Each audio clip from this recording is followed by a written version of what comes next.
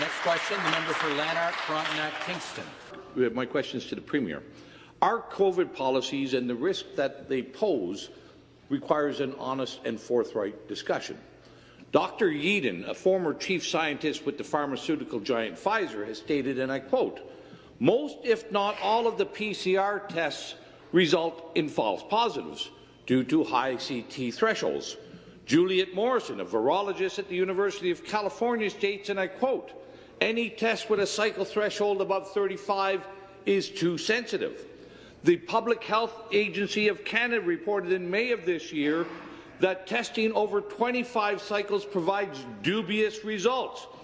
The prestigious Oxford professor Dr. Carl Hennigan has stated a PCR test does not equal COVID-19.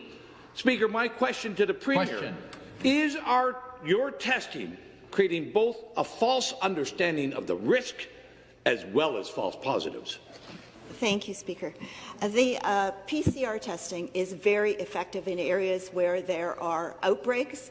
It has proven to be so. We are receiving that information. We need that information in order to take action. We have taken action on several fronts in terms of limiting unmonitored social gatherings, limiting capacities in restaurants and bars, and in other actions that we've taken. But I'm not quite sure what the member is suggesting. Are you suggesting we don't do any testing?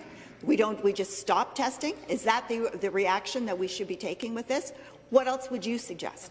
Back to the Premier, and I'm glad that question was posed.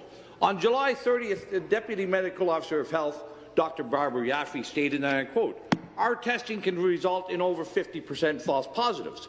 That is, the person actually doesn't have COVID. They have something else, or they may have nothing." She has also called for limits on testing of asymptomatic people, while the government calls for more. Another contradiction in a long list of COVID contradictions. We know high false positive rates are due to high CTs, and Canadian and world experts agree it should not be more than 25 cycles. Yet, according to the Journal of Virology, Ontario labs are testing samples at 38 to 45 cycles. That's what needs to be done. Speaker, to the Premier, when did the Premier become aware of these faulty tests and practices, and why have you done nothing to fix them since at least July? I would say to the member, there are zero inconsistencies coming from our public health experts. 25. Dr. Yaffe has clarified what she indicated before. What she indicated before was that the 25. PCR testing is very effective in areas where we are having outbreaks, such as what we're seeing in various parts of the province right now, in Peel, in Ottawa, and in Toronto. We need that testing to make those decisions.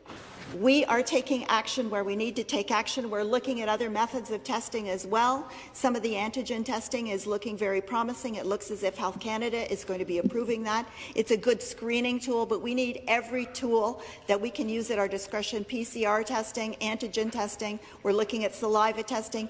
We need everything that we can do for screening and for testing purposes to keep the people of Ontario safe and healthy.